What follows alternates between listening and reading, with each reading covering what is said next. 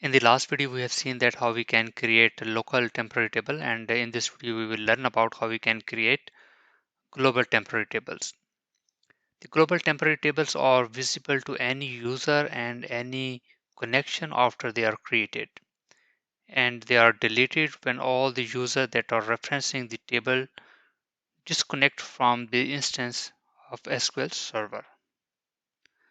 So let's try to implement. The only difference from the implementation point of view that we have only need to put here double hash and create table again hash and this one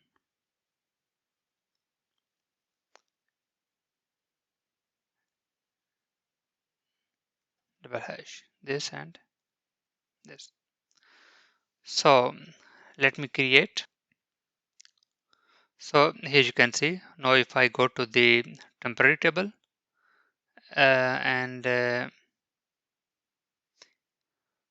a raw underscore amp.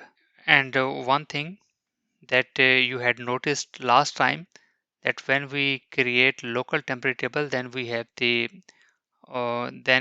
we s- then we have seen one identifier, but here there is no identifier. And if I copy the same query and try to create the same table as we have done last time during the creation of a local temporary table, and it worked fine. So if I use the same query and click execute, so here you can see there is already an object name hash hash raw underscore m. So we can't create this same name table again. This is one difference. And the other difference is if I try to fetch select static from hash, this is raw underscore m, this one, execute. So here you can see there is no error, and I can fetch the same raw underscore m in different session, because one session is for this window and the other session is from this window. So when we will close all these windows, and in other words, if we close all the session, then this table will remove automatically.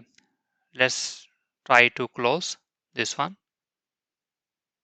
First try to close this one, the first one, and if I select and refresh, so here you can see there is no table available. And if I try to execute, because in this window we are just referencing the original global temporary table. So if there is no original global temporary table, then we can't reference that table as well. So if I create another window and copy paste this, and then